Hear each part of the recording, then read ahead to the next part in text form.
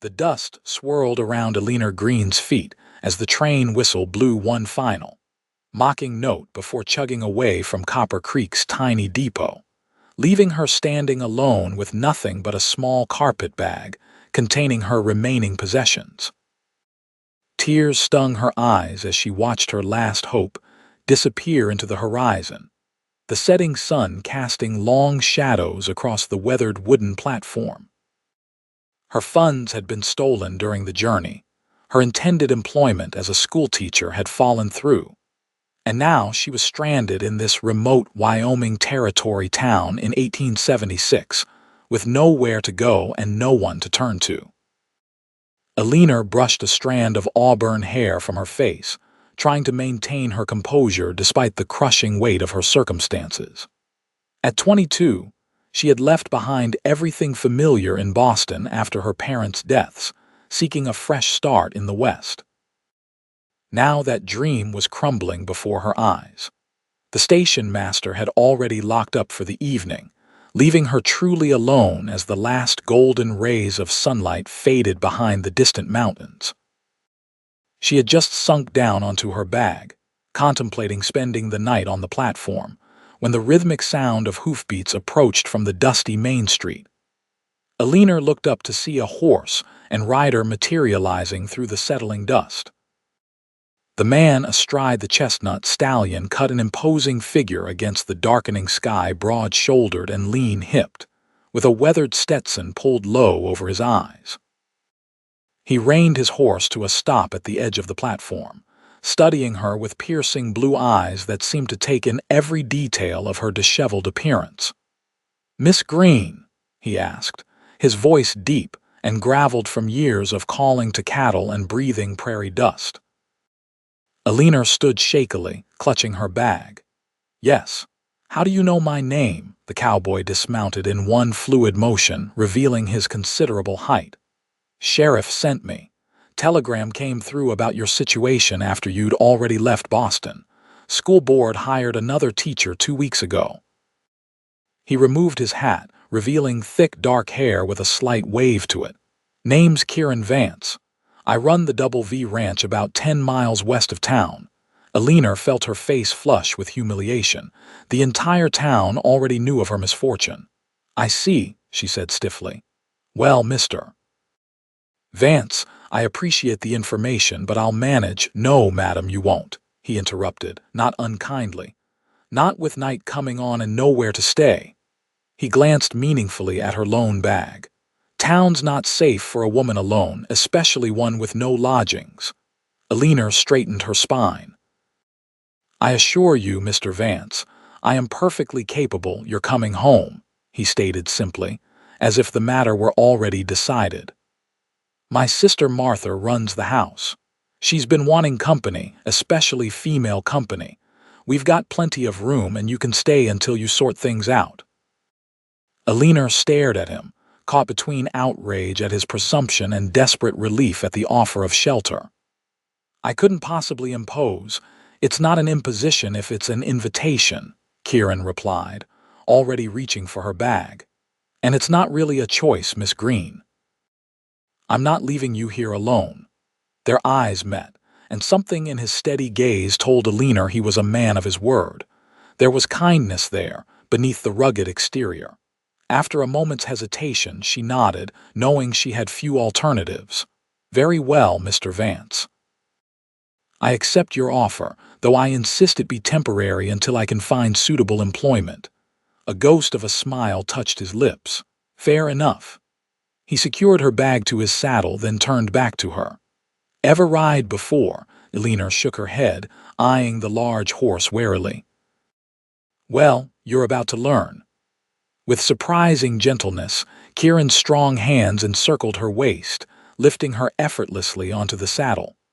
"Hold the horn tight," he instructed, mounting behind her in one smooth motion. Alina felt the solid warmth of his chest against her back, his arms reaching around her to take the reins. It was scandalously improper, yet she had little choice but to lean into his steady presence as the horse began to move. As they rode away from the depot and into the gathering darkness, Alina couldn't help but wonder what fate awaited her at the Double V Ranch, and why this taciturn cowboy had come to her rescue. The night had settled fully around them as Kieran guided his horse along the trail leading away from town. Alina sat stiffly at first, acutely aware of the impropriety of their arrangement, but as the miles stretched on, fatigue began to override her sense of decorum. The rhythmic sway of the horse beneath them and the steady beat of Kieran's heart against her back lulled her into a state of exhausted compliance. "You can lean back," Kieran said, his voice rumbling through his chest. "Journey's long enough without you sitting like you've got a poker for a spine." Despite herself, Alina smiled faintly in the darkness. "My finishing school instructors would be horrified at my current situation, Mr. Vance." "Reckon they would," he agreed, amusement coloring his tone. "But they're not here and we've got another hour's ride ahead." Reluctantly, Alina allowed herself to relax slightly against him. "Tell me about your sister," she said, seeking conversation to distract from their proximity. "Martha's 5 years younger than me. 26. Our parents died when she was 16, I was 21. Fever took them both within days of each other." His voice remained even, but Alina sensed the old pain beneath the words. "She's been running the household since. Stubborn as a mule, twice as smart as me, and the best cook in 3 counties. "She sounds remarkable," Alina said softly. "And the ranch? Has it been in your family long?" "My father established it 20 years ago. Came out from Pennsylvania with nothing but determination, and my mother built it up from scratch." Pride resonated in his voice. "Now we've got one of the most successful cattle operations in the territory." "That's quite an achievement," Alina murmured. After a pause, she added, "I should tell you, Mr. Vance, that I won't be able to compensate you immediately for your hospitality. My funds were stolen on the train journey." Kieran's arms tightened momentarily around her as he guided the horse around a bend. "Wasn't offering with the expectation of payment, Miss Green." "Nevertheless," she persisted, "I insist on earning my keep somehow. I'm well educated. Perhaps I could tutor your ranch hand's children or assist your sister with household accounts." She felt rather than heard his chuckle. "You'll have to take that up with Martha. She runs the house like a general runs an army." They fell into companionable silence as the horse continued its steady pace through the darkness. The vast Wyoming sky stretched above them, a blanket of stars unlike anything Alina had seen in Boston. The air was cool and crisp, scented with sage and pine. "May I ask you something, Mr. Vance?" Alina ventured after a while. "You can ask. Might answer." "Why did you come for me? Surely the sheriff could have found me accommodation in town." Kieran was quiet for so long that Alina thought he might not answer. Finally, he said, "Sheriff's a good man, but the boarding house in town isn't a place for a lady. Owner's got a reputation. When the telegram came through about your situation, Martha insisted I come fetch you." It wasn't the complete truth, Alina sensed, but she didn't press further. Instead, she asked, "How much farther? See those lights ahead? That's home." Alina peered into the darkness and made out the warm glow of windows in the distance. As they drew closer, the outline of a substantial ranch house took shape against the night sky. It was larger than she'd expected, a 2-story structure with a wide porch wrapping around the front. Several outbuildings clustered nearby, and a large barn stood off to one side. Lamplight spilled from multiple windows, creating a welcoming beacon in the wilderness. Kieran guided the horse into the yard and dismounted smoothly before reaching up to help Alina down. Her legs nearly buckled as her feet touched the ground, numb from the long ride. Kieran's hands remained at her waist, steadying her until she found her balance. "Thank you," she murmured, embarrassed by her weakness. The front door of the house flew open, spilling more light into the yard. A woman's silhouette appeared in the doorway. "Kieran, is that her?" The voice was warm and lively. "It's us, Martha," Kieran called back, retrieving Alina's bag from the saddle. Miss Green's had a long journey. Martha Vance hurried down the porch steps, revealing herself to be a petite woman with the same dark hair as her brother, though hers was pulled back in a practical bun. Her face was open and friendly, with Kieran's same blue eyes set in softer features. "Miss Green, welcome to the Double V," she said, reaching for Alina's hands. "I'm so sorry about your troubles. You must be exhausted and hungry." The genuine warmth in Martha's greeting brought unexpected tears to Alina's eyes. "You're very kind, Miss Vance. I can't thank you enough for opening your home to me." "Nonsense," Martha said briskly, though her eyes were kind. "And it's Martha, please. We don't stand on ceremony here. Come inside, I've kept supper warm, and your room is ready." As Martha led her toward the house, Alina glanced back to see Kieran leading his horse toward the barn, his tall figure outlined against the night. He looked up, catching her gaze, and gave her a small nod before continuing on his way. The interior of the ranch house was a revelation. Alina had expected rustic accommodations, but she found herself in a well-appointed home that spoke of prosperity and taste. The main room featured comfortable furniture arranged around a large stone fireplace. Bookshelves lined one wall, and colorful hand-woven rugs softened the wooden floors. "This is lovely," Alina said sincerely, taking in the details that made the house a home: the vase of wildflowers on a side table, the quilt draped over a rocking chair, the collection of leather-bound books. "Thank you," Martha replied, clearly pleased. "We're not completely uncivilized out here, despite what you Easterners might believe." Her tone was teasing rather than accusatory. "Let me show you to your room so you can freshen up before supper." Martha led her up a staircase to the second floor and down a hallway to a bedroom at the back of the house. It was simply but comfortably furnished with a bed, dresser, washstand, and a small writing desk positioned beneath a window. "The view is quite nice in the daylight," Martha said, lighting a lamp on the bedside table. "You can see all the way to the mountains.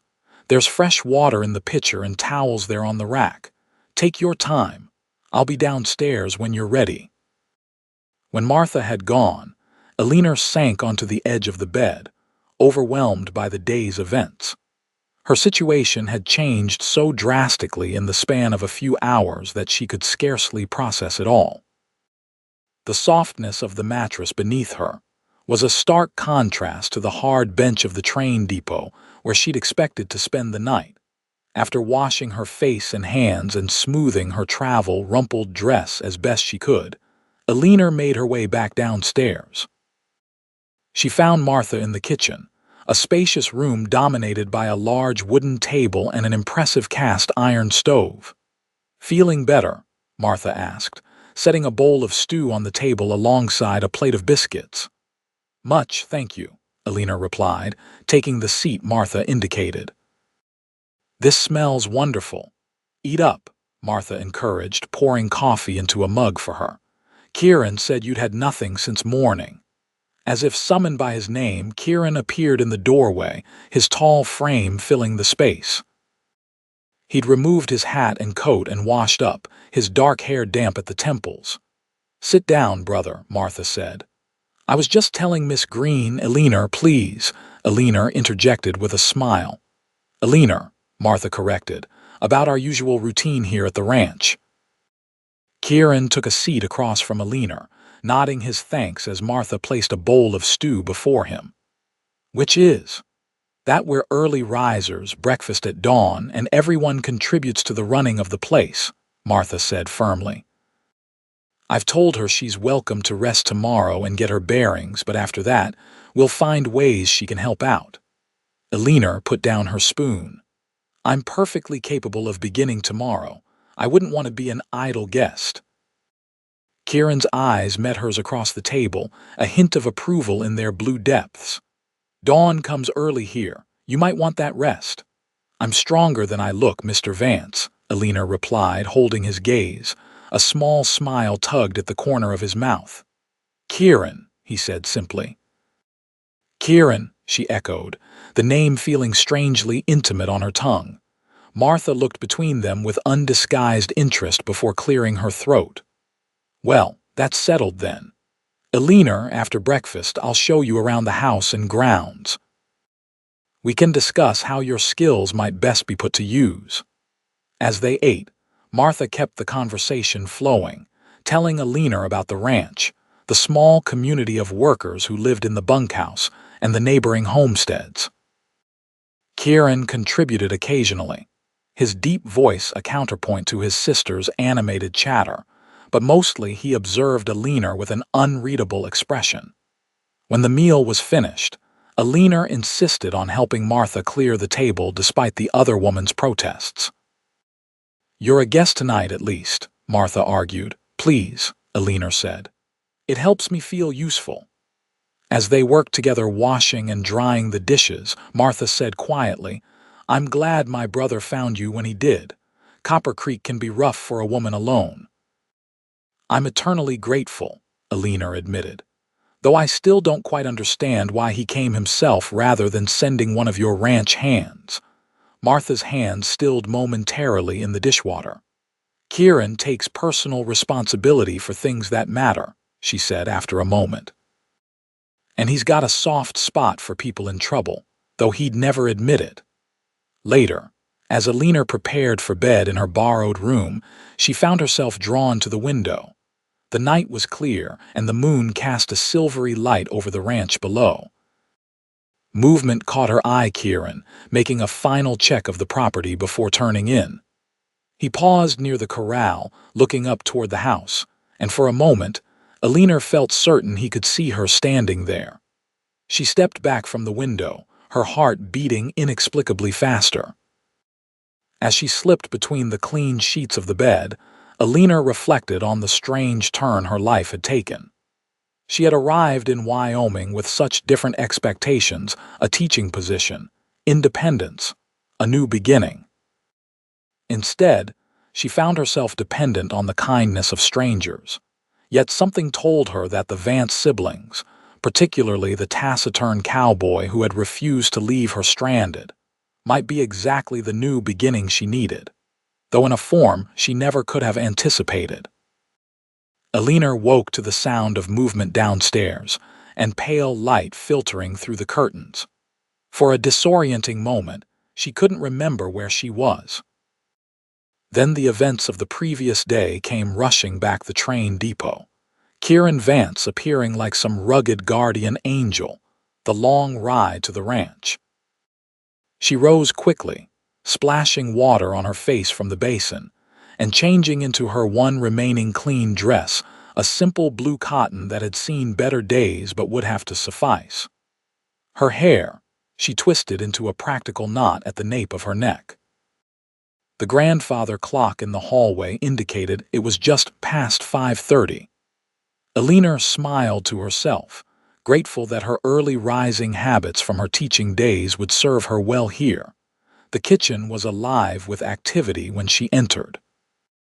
Martha stood at the stove, expertly flipping flapjacks, while a gray-haired woman with weathered features kneaded dough at the table. A young girl of perhaps 16 was setting the large table in the adjoining dining room. "Good morning," Eleanor said, feeling somewhat uncertain of her place in this well-established routine. Martha turned with a bright smile. "Eleanor, you're up early. I expected you'd sleep longer after your journey." "I'm an early riser by habit," Eleanor replied, moving toward the stove. "How can I help?" "You can take over these flapjacks if you'd like," Martha offered. "This is Mrs. Perkins, who helps with the cooking and housekeeping, and that's Lily, one of our ranch hand's daughters who comes in to help before school." Eleanor exchanged greetings with the two, then took the spatula Martha handed her. "How many am I cooking for?" "Kieran and the foreman, Joe Bradley, eat in the house with us," Martha explained. "The rest of the hands take their meals in the bunkhouse, where Mrs. Perkins sends food.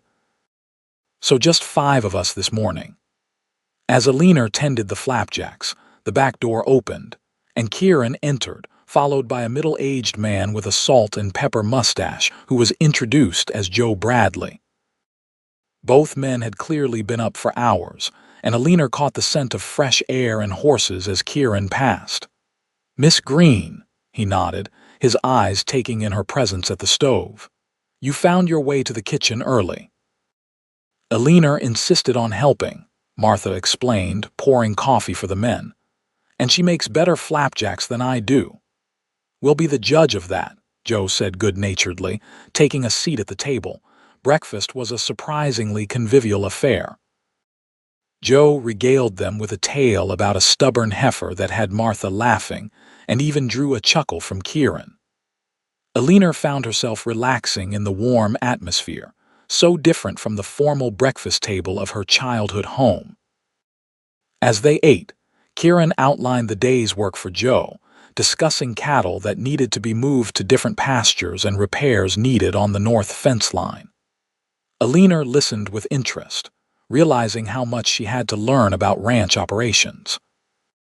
When the meal was finished, Martha shooed the men out and turned to Alina.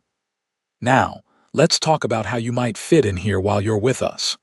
Over the next hour, Martha gave Alina a tour of the house and grounds, explaining the rhythm of life at the Double V. The ranch employed 8 full-time hands, plus Joe as foreman, and occasionally hired extra help during busy seasons.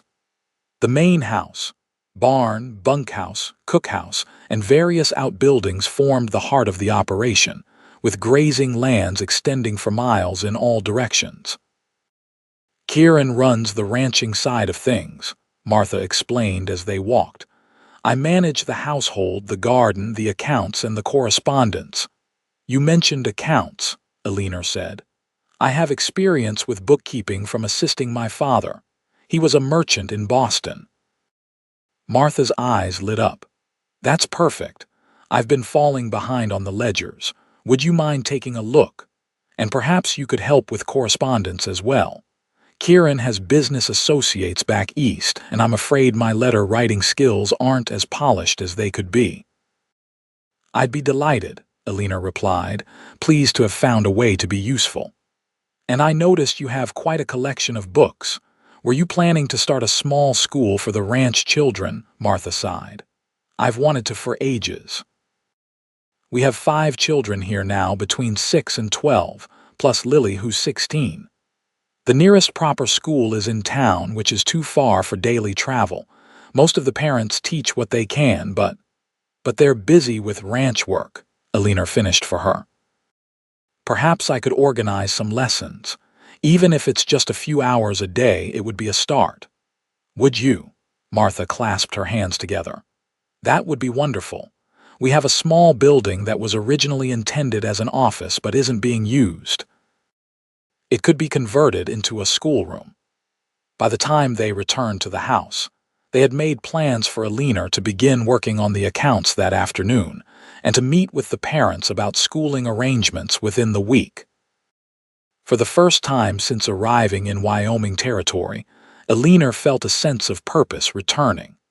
Martha left to attend to her own duties, and Alina found herself alone in the study where the ranch's account books were kept. She was absorbed in deciphering the previous entries when a shadow fell across the desk. Looking up, she found Kieran standing in the doorway. "Martha says you're taking over the books," he said, his expression neutral. Alina straightened, suddenly concerned she had overstepped. "Only if you approve, of course. I have experience with bookkeeping and thought I might be useful." Kieran studied her for a moment, then stepped into the room, moving to stand beside the desk. "Show me what you've found so far." For the next half hour, Alina walked him through her observations about the ranch's financial records, pointing out some minor discrepancies, and suggesting a more efficient organization system. Kieran listened attentively, asking occasional questions that revealed a sharp business mind beneath his cowboy exterior. "You know your numbers," he said finally, a note of respect in his voice. "My father insisted I learn," Alina replied. He believed women should understand business matters, even if society didn't. "Smart man," Kieran commented. My father taught Martha the same. Said a woman who can't read a ledger is at the mercy of men who can. Alina smiled. I think our fathers would have gotten along. A rare smile crossed Kieran's face, transforming his features and causing an unexpected flutter in Alina's chest. I think they would have.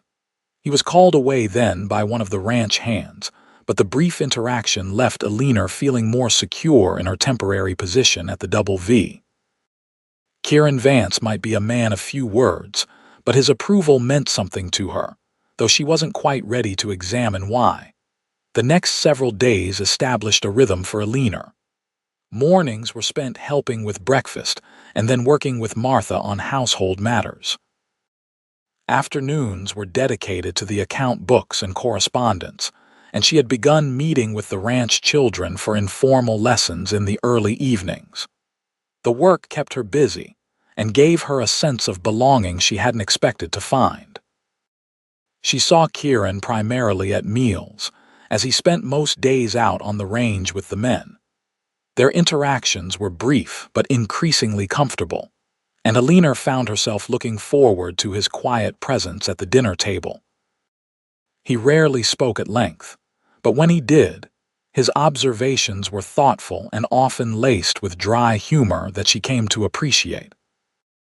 One evening, about a week after her arrival, Alina was sitting on the front porch after dinner, enjoying the cool evening air and the spectacular sunset painting the western sky in shades of gold and crimson. She had a book open on her lap, but found herself gazing at the landscape more than reading. The sound of boots on the steps alerted her to Kieran's presence before he came into view. He nodded to her as he approached, a small wooden box in his hands. Mind if I join you? He asked. Please do, she replied, gesturing to the empty chair beside her. Kieran settled into the chair with a tired sigh, placing the box on the small table between them. How are the accounts coming along? Very well. I should have everything in order by the end of the week. Alina marked her place in her book and set it aside. Martha mentioned you might be driving cattle to market soon, Kieran nodded. End of the month, taking 100 head to the railhead at Cheyenne. That sounds like a significant undertaking. It is. But the men are experienced and the weather should hold, he glanced at her. Martha says you've started teaching the children. Alina smiled. Yes, we've been meeting in the afternoons. They're bright children, eager to learn. Young Thomas has a particular aptitude for mathematics. His father will be pleased to hear that. He's hoping the boy will take over as foreman one day when Joe retires. Kieran reached for the wooden box, opening it to reveal a chess set. Do you play? I do, Alina replied, surprised. My father taught me when I was young. Kieran began setting up the pieces on the table between them. My father taught me as well, said it helps a rancher think 3 moves ahead, which is necessary in this business. He arranged the pieces, then looked up at her. White or black? White, Alina chose, moving a pawn forward to begin the game. As they played, conversation flowed more easily than Alina had expected. Kieran asked about her life in Boston, and she told him about growing up as the only child of a successful merchant and his socially ambitious wife. They had great plans for me, she said, moving her knight to capture one of his pawns. My mother especially wanted me to marry well and secure our family's position in Boston society. And instead you came west to teach, Kieran observed, countering her move with his bishop. Alina nodded. After they died, influenza took them both last winter. I found I couldn't bear to stay. Too many memories, too many expectations from their friends. When I saw the advertisement for a teacher in Wyoming Territory, it seemed like the fresh start I needed. She smiled ruefully. Though I didn't expect it to begin quite so disastrously. Sometimes the wrong beginning leads to the right path, Kieran said quietly, his eyes meeting hers across the chessboard. The moment stretched between them, filled with something Alina couldn't quite name. Then Kieran looked back at the board and moved his queen. Check. Alina studied the board, seeing her predicament. She made a defensive move, but 3 turns later Kieran had her in checkmate. Well played, she conceded. Another game.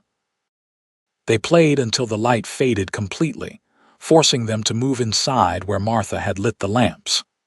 Alina won the second game, and Kieran the third, both of them enjoying the mental challenge after days of physical and practical work.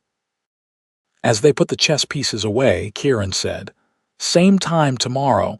Alina nodded, pleased by the invitation. "I'd like that." Their evening chess games became a regular occurrence over the following weeks. Sometimes they played in companionable silence.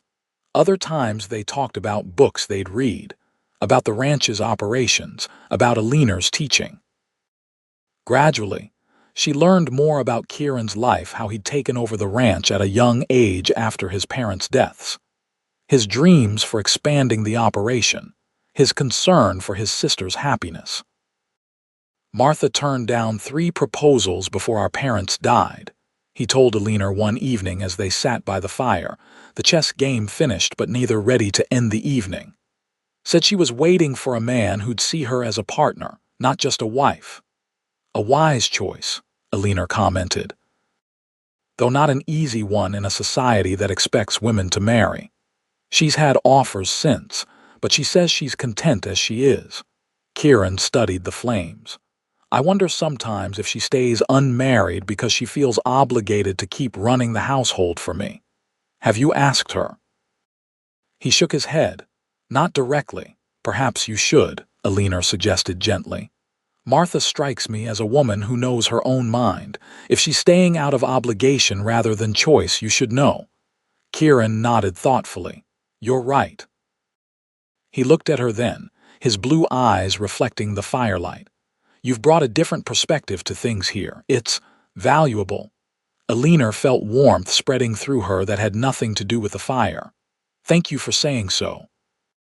As October arrived, bringing cooler weather and the approaching cattle drive, Alina found herself increasingly settled at the Double V. She had established a small but proper school for the ranch children, using books Martha ordered from Denver and materials she improvised. The accounts were in perfect order, and she had taken over much of the correspondence, freeing Martha for other tasks. More than that, she had formed a genuine friendship with Martha and developed a deep respect and growing affection for Kieran. His quiet strength and integrity impressed her daily, and their evening conversations had become the highlight of her days. She tried not to dwell on what would happen when she eventually had to leave the ranch, though the thought arose more frequently as her position there became more established. The day before Kieran was to leave with the cattle drive, Alina was in the makeshift schoolroom with the children when Martha burst in, her face pale. "Alina, I need you," she said urgently. "There's been an accident." Alina's heart dropped. "Kieran," Martha nodded, her composure slipping. "He was checking the herd with Joe. His horse stepped in a gopher hole and went down. Kieran's leg is broken, and he's got a nasty gash on his head. The men are bringing him back now." Alina quickly dismissed the children and hurried back to the house with Martha, helping her prepare the downstairs guest room for Kieran. By the time the men arrived carrying Kieran on an improvised stretcher, Martha had sent for the doctor from town and had hot water, bandages, and whiskey ready. Kieran was conscious but pale with pain as the men carefully transferred him to the bed. The ranch hands filed out, leaving Martha, Alina, and Joe in the room. "Damn fool horse," Kieran muttered, his jaw clenched against the pain. "Lie still," Martha ordered, cutting away his blood-soaked pant leg to reveal the injury beneath. Alina had to steel herself against the sight of bone pressing against skin, though thankfully it hadn't broken through.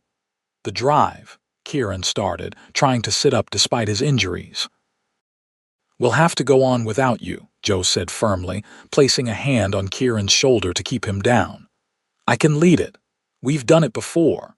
"He's right," Martha added, cleaning the head wound with a cloth dipped in warm water. You're in no condition to ride, much less drive cattle to Cheyenne." Kieran's eyes sought Alina's, filled with frustration and pain. "Miss Green, talk some sense into them." Alina moved to his side, taking the cloth from Martha to continue cleaning the wound. "I'm afraid I agree with them, Mr. Vance," she said gently. "You'll do the ranch no good by trying to ride with a broken leg. You'd likely end up with a lot worse than that." He held her gaze for a long moment, then sighed in defeat. "Fine. But Joe, you take Williams as your second and send telegrams from each stop so we know you're on schedule." "Yes, boss," Joe agreed, clearly relieved that Kieran was being reasonable. The doctor arrived an hour later, confirming the broken leg and stitching the head wound. He set the bone, splinted the leg, and left instructions for care that included complete bed rest for at least 2 weeks. "He's going to be a terrible patient," Martha whispered to Alina as they watched the doctor ride away. "Kieran's never been good at sitting still." "We'll manage him between us," Alina assured her, though she wondered exactly how they would keep the active rancher confined to bed for 2 weeks. The cattle drive departed the next morning, with Joe confidently leading the men. Kieran watched from his bedroom window, his frustration evident in every line of his body. Martha took the first shift of keeping him company, reading to him from the newspaper and updating him on ranch matters. By afternoon, even Martha's patience was wearing thin with Kieran's restlessness. "Your turn," she told Alina with a sigh, handing over a book. "See if you can distract him before he tries to get up and check the barn himself." Alina entered Kieran's room with some trepidation. He was propped up against pillows, his splinted legs stretched out before him, a thunderous expression on his face. "Martha's sent you to babysit me," he said flatly. "Actually, I volunteered," Alina replied, settling into the chair beside his bed. "I thought you might enjoy a chess game, but if you'd prefer to sulk alone, I can leave." Kieran's eyes widened slightly at her direct approach, then, unexpectedly, he laughed. "Touché, Miss Green. Chess would be welcome, if you don't mind playing on the bed." Alina set up the chessboard across his lap, and soon they were engrossed in the game. Kieran's dark mood lifted as they played, and by the time Martha brought dinner trays for them both, he was almost cheerful. Over the following days, a routine developed. Martha handled ranch operations in the morning while Alina taught the children. In the afternoons, Alina would sit with Kieran, playing chess, reading aloud, or simply talking while she worked on mending or accounts. Martha took the evening shift, allowing Alina time to prepare lessons for the next day. Confined to bed and unable to escape into work, Kieran gradually opened up more to Alina. He spoke of his dreams for the ranch, his concerns about the changing cattle industry, and even his fears of failing the legacy his father had left him. "He built this place from nothing," Kieran said one rainy afternoon as they sat listening to the drops patter against the window. "Sometimes I worry I'm not the man he was. From what you've told me, your father would be proud of what you've accomplished," Alina said. "The ranch is thriving, and you've maintained his values while adapting to new challenges." Kieran studied her face. "You have a gift for seeing to the heart of things, Alina." It was the first time he had used her given name, and the intimacy of it sent a warm current through her. "I simply say what I observe," she replied softly. "And what else do you observe?" he asked, his blue eyes intent on hers. Alina hesitated, aware they were venturing into dangerous territory. "I observe a man of integrity who cares deeply for his land and his people, who rescued a stranded woman without hesitation and has shown her nothing but kindness. Is that all?" His voice had dropped lower, and Alina felt the air between them change, charged with something unspoken. "I observe a man I've come to care for," she admitted, her heart pounding. "More than perhaps I should." Kieran's hand moved to cover hers where it rested on the edge of the bed. "I've been lying here for days, unable to do anything but think. and I find my thoughts constantly return to you, Alina, to your intelligence, your grace under difficult circumstances, your kindness to Martha and the children." His fingers tightened on hers. "To how much I want you to stay, not as our bookkeeper or teacher, but as something more." Alina's breath caught. The door opened, and Martha entered with a tea tray, causing them to draw apart quickly. If Martha noticed the tension in the room, she gave no sign of it, chatting about the day's events as she poured tea for them both. Later that night, Alina lay awake in her bed, replaying Kieran's words in her mind.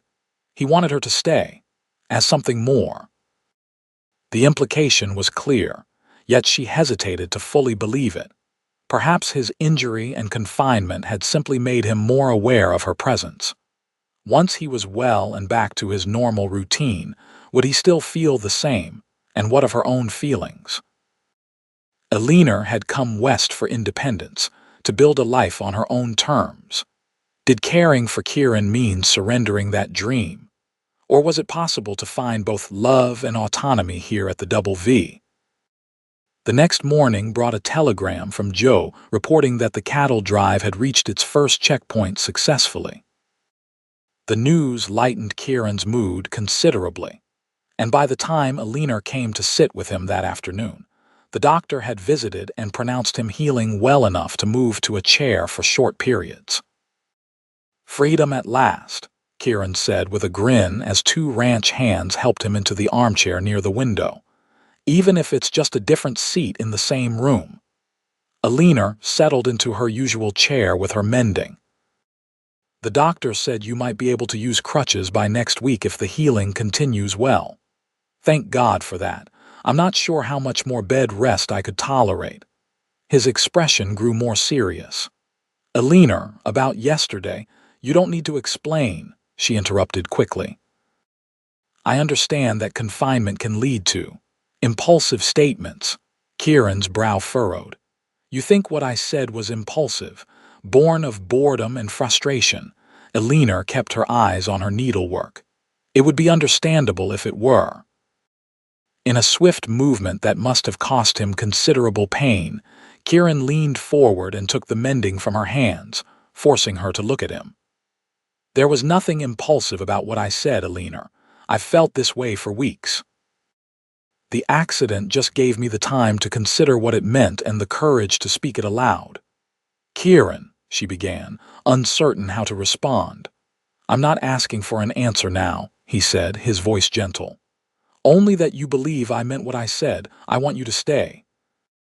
I want a chance to court you properly once I'm back on my feet, if you're willing." Alina looked into his earnest blue eyes and felt her reservations melting away. "I would like that," she admitted softly. "Very much." The smile that lit his face was worth all the uncertainty she had endured. "Then that's settled," he said, reaching for her hand and bringing it to his lips in a gesture that sent warmth coursing through her. The weeks of Kieran's recovery passed more swiftly than Alina would have believed possible. As he regained his mobility, first with crutches and then with a walking stick, their relationship deepened. They took short walks around the ranch yard, played chess on the porch in the evenings, and talked for hours about their hopes and dreams. Martha observed their growing closeness with undisguised approval. "It's about time my brother found someone who challenges him," she told Alina one evening as they prepared dinner. "You're good for him, Alina. I haven't seen him this happy in years." "He makes me happy too," Alina admitted. "Though I never expected to find this when I came west." "The best things in life are rarely what we expect," Martha replied with a knowing smile. The cattle drive returned successful in early November, bringing a welcome influx of cash to the ranch and a sense of completion to the year's work. As winter approached, life at the Double V settled into a quieter rhythm. The school continued, now moved into a properly furnished building. Kieran had the men convert, and Alina found herself fully integrated into ranch life. One crisp December evening, Kieran asked Alina to accompany him on a ride to a nearby ridge that overlooked the ranch. His leg had healed well enough for horseback riding, though he still moved with a slight limp that the doctor said might be permanent. "I want to show you something," he said mysteriously, as they mounted their horses, Alina now comfortable on her own mount after weeks of lessons. They rode at a leisurely pace, the winter sun casting long shadows across the snow-dusted landscape. When they reached the ridge, Kieran helped Alina dismount, then led her to a spot overlooking the entire valley. The ranch spread out below them, smoke curling from chimneys, the buildings nestled against the backdrop of distant mountains. "This is where my father brought my mother when they first arrived," Kieran said, standing close beside her. He showed her this valley and promised her they would build something lasting here, something that would endure beyond their lifetimes. Alina looked out over the beautiful landscape, understanding why Kieran's parents had chosen this place to build their dreams. "They succeeded," she said softly. "They did." Kieran turned to face her, taking both her hands in his.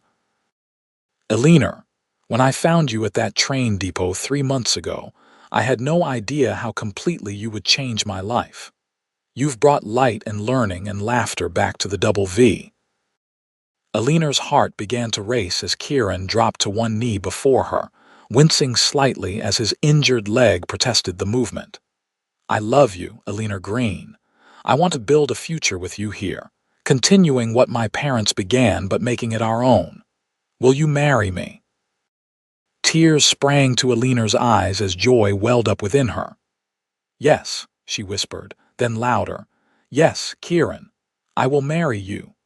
He rose to his feet and pulled her into his arms, his lips finding hers in a kiss that promised a lifetime of love and partnership. When they finally drew apart, both breathless, Kieran reached into his pocket and pulled out a small box. "This was my mother's," he said, opening it to reveal a delicate gold ring set with a deep blue sapphire. "My father always said it reminded him of the Wyoming sky." As Kieran slipped the ring onto her finger, Alina felt as though her journey had come full circle. She had arrived in Wyoming with nothing, alone and uncertain. Now she stood on a mountain ridge with the man she loved, looking out over what would be their home, their legacy. "It's perfect," she said, admiring how the sapphire caught the late afternoon light. "Just like that day you rode up to the depot and said I was coming home." Kieran smiled, pulling her close again. "I think even then some part of me knew." "Knew what?" she asked, tilting her face up to his. "That I wasn't just bringing you to the ranch," he murmured against her lips. "I was bringing you home." Their wedding took place on Christmas Day, a joyous celebration that brought together the entire ranch community. Martha had transformed the main house with evergreen boughs, red ribbons, and candles, creating a festive atmosphere that belied the winter chill outside. Alina wore a dress of deep blue velvet that Martha had helped her make, with her mother's lace collar as her something old. The local minister performed the ceremony in the main room before the fireplace, with Martha standing as Alina's attendant and Joe as Kieran's best man. The ranch hands and their families filled the room, along with neighbors from nearby homesteads who had braved the winter weather to attend. When Kieran slipped the gold band onto Alina's finger to join her engagement ring, his hands were steady, but his voice trembled slightly as he repeated his vows. Alina's own voice was clear and certain as she promised to love, honor, and cherish him for all the days of her life. "I now pronounce you husband and wife," the minister declared. "Mr. Vance, you may kiss your bride." Kieran's kiss was tender yet possessive, a promise of the life they would build together. When they turned to face their guests as Mr. and Mrs. Kieran Vance, the cheers and applause were deafening. The celebration continued well into the evening, with a feast prepared by Martha and Mrs. Perkins. Music provided by several ranch hands who played fiddles and harmonicas, and dancing despite the furniture pushed to the walls to make room. Kieran danced with his new wife despite his still healing leg, his eyes never leaving hers as they moved together. "Happy, Mrs. Vance?" he asked softly as they swayed to a slow tune. "Happier than I ever imagined possible," Alina replied, her heart full to bursting. "And you?" "I have everything I could want right here in my arms," he said, brushing a kiss against her temple. Later, when the guests had departed and Martha had tactfully retired to her room, Kieran led Alina to the master bedroom that would now be theirs. He had moved his things in that morning, and Alina's few possessions had joined them. The large four-poster bed was turned down invitingly, and a fire crackled in the small fireplace, casting a warm glow over the room. "Welcome home, wife," Kieran said, closing the door behind them. Alina turned to him, suddenly shy despite the months of growing closeness. "Husband," she replied, the word new and wonderful on her tongue. Kieran crossed to her, his hands gentle as they framed her face.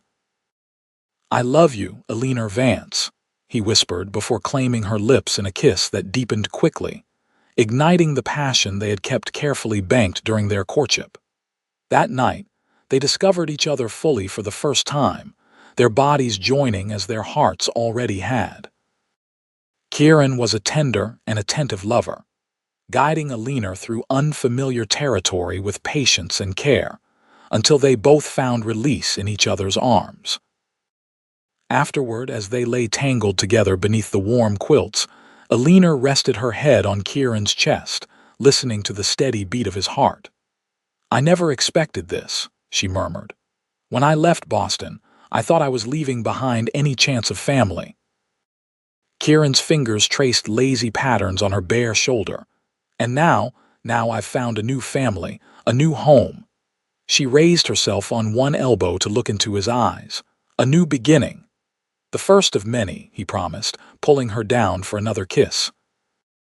Spring came to the Double V Ranch with a riot of wildflowers and new calves dotting the green pastures. Alina had settled fully into her role as Kieran's wife and partner in the ranch's operations.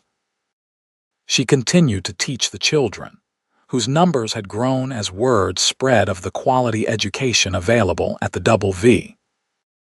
She also maintained the ranch's accounts with meticulous care, and had initiated a correspondence with several eastern cattle buyers that promised to increase their profit margins significantly. Martha, far from feeling displaced by Alina's presence, flourished with the shared responsibilities. She had begun courting a widowed rancher from a neighboring property, much to Kieran's amused satisfaction. "Told you she was just waiting for the right partner," he said to Alina one evening as they watched Martha ride off to have dinner with her suitor. "I believe your exact words were that she was waiting for a man who would see her as a partner, not just a wife," Alina reminded him. "Something I think you've managed to do with me." Kieran pulled her close, dropping a kiss on the top of her head. "You're not just my wife, Alina. You're the best business decision I ever made," she laughed, poking him in the ribs. "How romantic." "I'm a practical man," he said with a grin, then sobered. "But in all seriousness, you've transformed this place. The school, the new business connections, the improvements to the house, you've made the Double V better than I ever imagined it could be." "We did it together," Alina corrected him. "That's what partnership means." As summer approached, Alina began to suspect a new chapter in their lives was about to begin. Her monthly courses had not appeared for 2 months, and she found herself unusually tired in the afternoons. She waited until she was certain before sharing the news with Kieran. One evening in early June, after dinner, she asked him to walk with her to the small garden she had planted behind the house. The setting sun bathed everything in golden light as they strolled hand in hand among the rows of vegetables and herbs. "I have something to tell you," Alina said, her voice catching slightly with emotion. Kieran stopped, turning to face her with concern in his eyes. "What is it? Are you unwell?" Alina smiled, taking his hand and placing it gently against her still flat stomach. "Not unwell, just expecting." For a moment, Kieran stared at her uncomprehendingly. Then understanding dawned in his eyes, followed by a joy so pure it took her breath away. A baby. We're having a baby, she nodded, tears of happiness filling her eyes.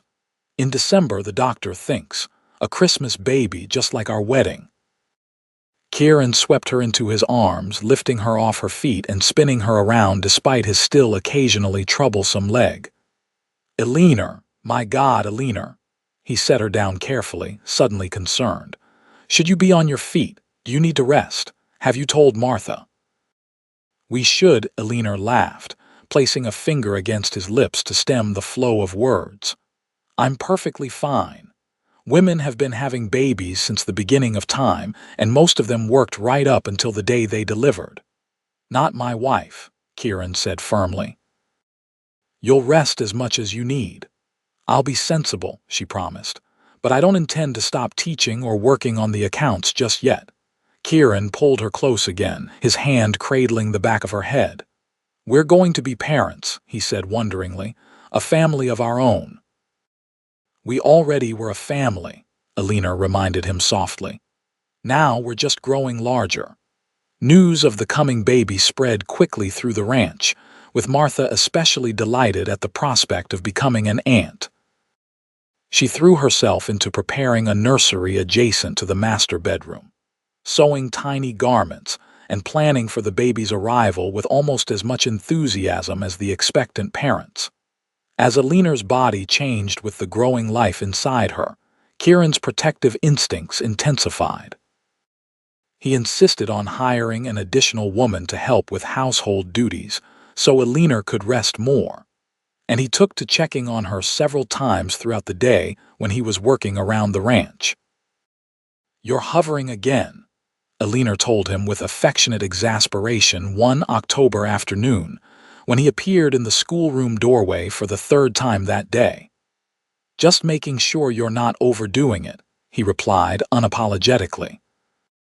The children giggled, already accustomed to their teacher's husband finding excuses to visit the schoolhouse. At 7 months along, Eleanor's rounded belly was prominently visible beneath her loosened dresses, and the children were fascinated by the occasional sight of the baby kicking.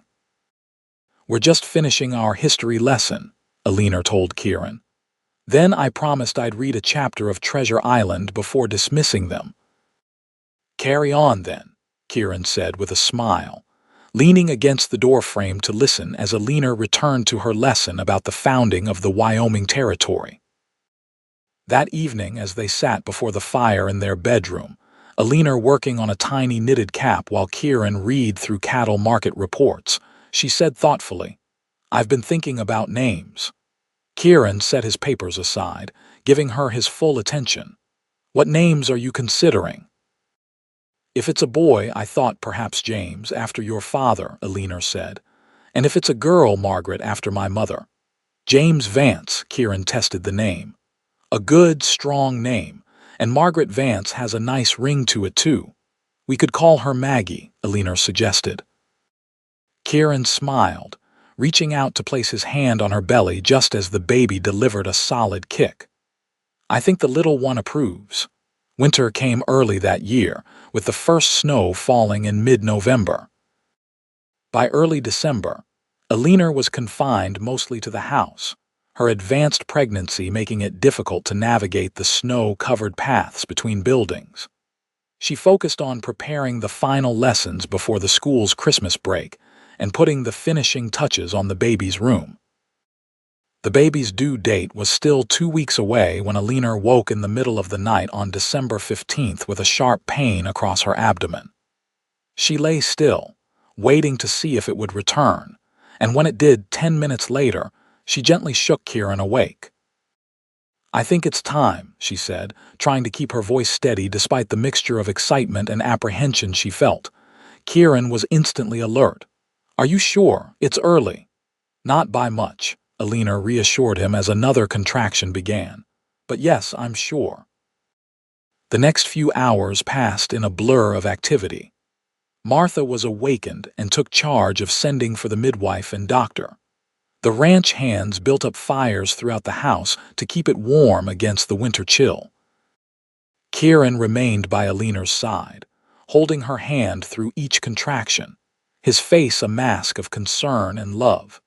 The midwife arrived just as dawn was breaking, bringing with her years of experience and a calm demeanor that helped settle everyone's nerves. She examined Alina and pronounced everything progressing normally, then set about preparing the bedroom for the birth. First babies often take their time, she told Kieran kindly but firmly. This could be a long day. Why don't you get some coffee and something to eat? I'll stay with her. Reluctantly, Kieran allowed Martha to lead him to the kitchen, but he was back at Alina's side within 20 minutes, unwilling to be away from her for long. As the labor intensified, Alina clung to his hand, drawing strength from his steady presence. "You're doing wonderfully," he murmured, wiping her forehead with a cool cloth. "You're the strongest woman I know, Alina Vance." Hours passed as Alina's labor progressed. The doctor arrived mid-morning, confirming the midwife's assessment that everything was proceeding normally, if slowly. By late afternoon, Alina was exhausted but determined, the contractions coming fast and strong. "It's time to push, Mrs. Vance," the midwife finally announced as the winter sun began to set outside the bedroom window. Kieran supported Alina as she bore down with each contraction, his voice a constant encouragement in her ear. "You can do this, love. Almost there." With a final, tremendous effort, Alina felt the baby slip from her body, and a moment later, a thin cry filled the room. "A girl," the midwife announced triumphantly, quickly wrapping the infant in a warm blanket. "A beautiful baby girl." Tears streamed down Alina's face as the midwife placed the tiny bundle in her arms. She looked down at their daughter, taking in the shock of dark hair, Kieran's color, and the perfect tiny features. "Margaret," she whispered, touching a finger to the baby's soft cheek. "Our Maggie." Kieran's arm encircled her shoulders, and when she looked up at him, she saw tears in his eyes as well. "She's perfect," he said, his voice thick with emotion. "Just like her mother."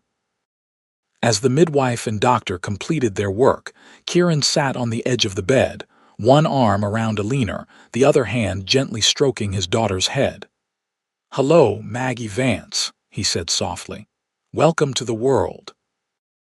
Martha was allowed in briefly to meet her niece, her eyes shining with joy as she beheld the newest member of the Vance family.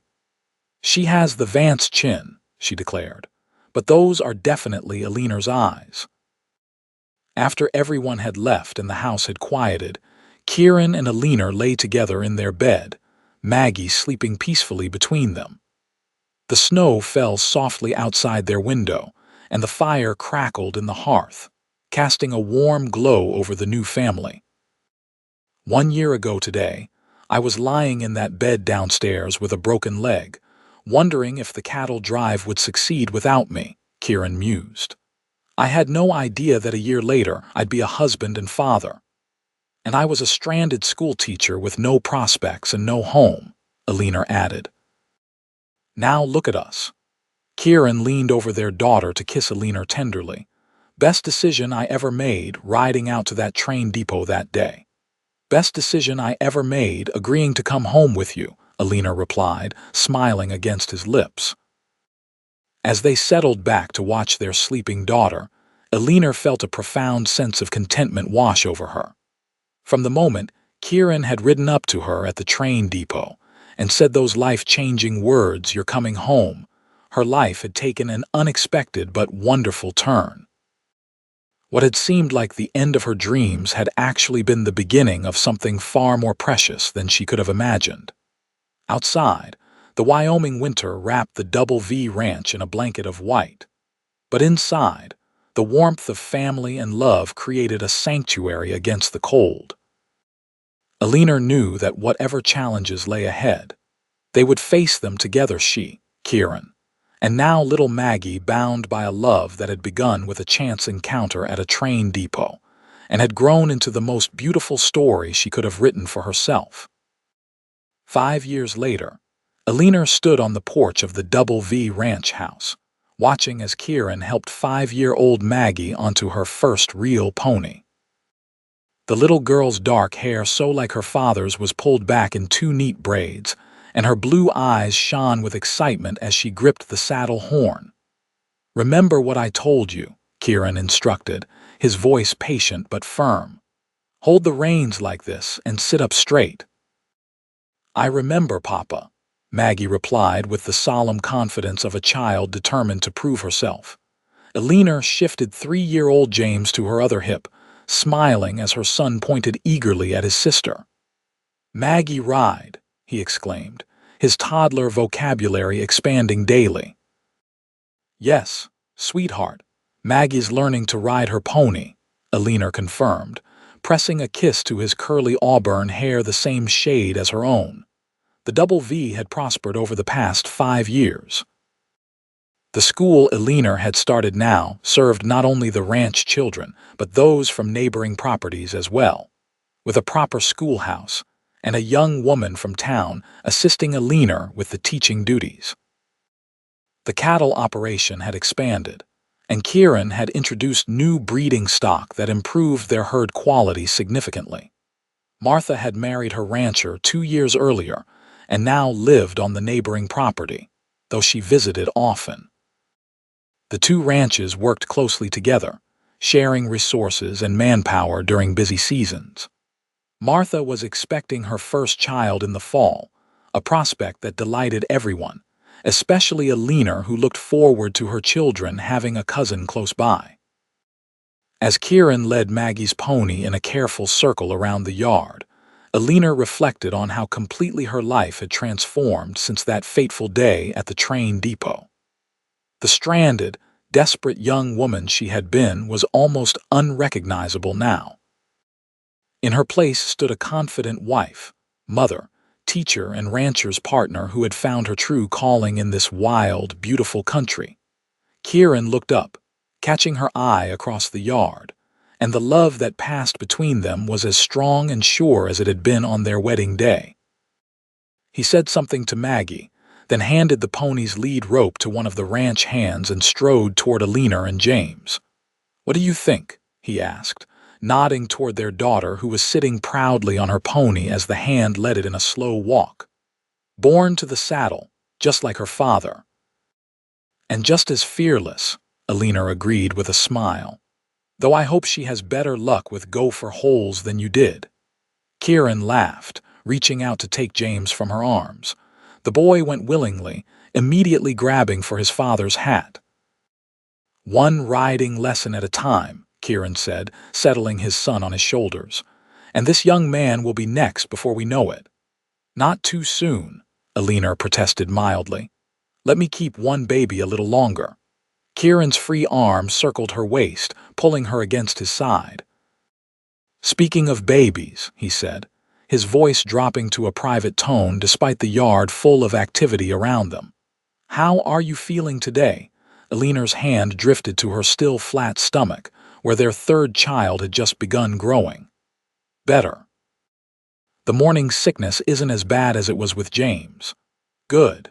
Kieran dropped a kiss on her temple. "I worry about you doing too much." "I'm fine," she assured him. "Doctor says I'm healthy as a horse and this baby will likely be as strong as the other two." They watched as Maggie completed another circle, her face a study in concentration. "Papa," she called. "Watch me hold the reins by myself." "I'm watching, sweetheart," Kieran called back. "You're doing beautifully." As the afternoon sun bathed the ranch in golden light, Eleanor leaned into her husband's embrace, filled with gratitude for the life they had built together. What had once seemed like the end of her dreams being left at that train depot with nothing had actually been the beginning of everything she truly wanted, but hadn't known to ask for: a loving husband, beautiful children, meaningful work, and a home filled with joy. "Happy?" Kieran asked softly, seeming to read her thoughts as he so often did. Eleanor looked up at him, at the face she had come to know better than her own, lined now with the evidence of laughter and Wyoming weather, but still as handsome to her as the day he had ridden up to rescue her. "Completely," she replied, stretching up to kiss him lightly. Every day I'm thankful you rode up to that depot and said those words. Kieran smiled against her lips. Best words I ever spoke, he murmured. You're coming home. Elinor nodded, watching as their daughter confidently guided her pony, and their son giggled from his perch on his father's shoulders. This was home, not just the ranch with its buildings and land, but the family they had created, the love they had nurtured, and the life they continued to build together. Yes, she said softly. Home.